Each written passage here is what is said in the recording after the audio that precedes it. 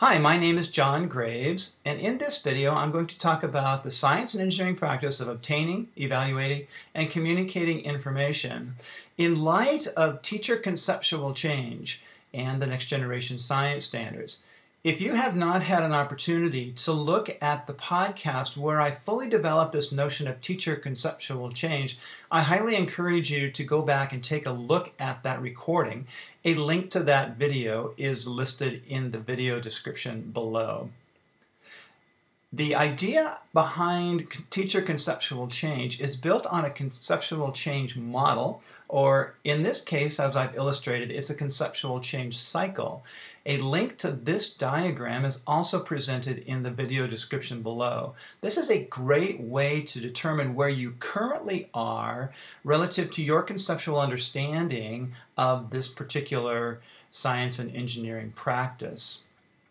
In order to help us unpack what the next generation science standards are expecting students to be able to do when obtaining, evaluating, and communicating information, I would highly encourage you to get either the framework book or the next generation science standards book and read the specific information around this practice. That will help us to build awareness around teacher conceptual change related to this practice.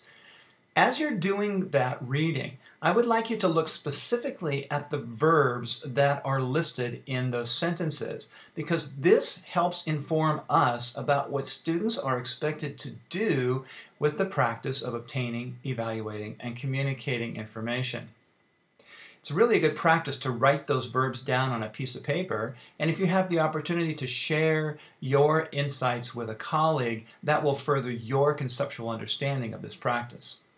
Also, I would encourage you to then take a look at the nouns. In other words, what are students expected to produce as a result of having mastery of this particular science and engineering practice? I also encourage you to work through conceptual change questions like these. So, example, what are your current beliefs about this practice? In what ways do you think you are using this practice with your students, and what challenges do you see using this practice? Again, this is a great self-reflection activity, or you can also do it with a colleague. Well, let's talk more specifically about each of the components of this practice. I'm going to start with communicating. One of the things that I've discovered over the years is the power of science notebooks to help students have a way to record their learning. One of the reasons we use science notebooks is because it models the way scientists do their work. This is an example of a science notebook from an ornithologist in Yellowstone Park. When I go over science notebooks with students, I often show them an illustration such as this one, and then I ask them to pull out those pieces that need to be included in each science notebook entry. And as a class, we will generate a list of items that need to be included in every science notebook entry. And that list includes things like a title, the date, observations, diagrams. I encourage students to color their diagrams and certainly to label them. This is a place for them to take notes, to make observations, to record data, to ask their own questions, and to begin to find answers to their own questions. This might be what a science notebook page could look like, and you can see those elements are highlighted and illustrated on this particular page. But this is a very powerful way for students to begin to communicate their learning with themselves, but they can also then share that learning and understanding with others through that communication process. Students obtain information from a variety of sources, but I think one of the important things for students to understand is that they need to get information from primary sources. Just because we go out on the internet and find something doesn't mean it's a valuable piece of information. So students need to be taught how to find primary sources, first-hand evidence. Even their own evidence becomes powerful reasoning and support for claims that they are making. Students need to be led through this process of obtaining information. And again, recording that information in their science notebooks is a great way for them to document their learning. And as I mentioned, just because something's on the internet doesn't mean that it is high quality information. As this student said, "What do you mean my facts are wrong? I copied everything straight off the internet." So having conversations with students about how to obtain information and what qualifies as viable information is an important piece of this science and engineering practice. One of the things I have you do along the way to help build teacher conceptual understanding is to help you take a moment and reinterpret your beliefs. So ask yourself reflective questions like, in what way does this activity change my beliefs about the practice?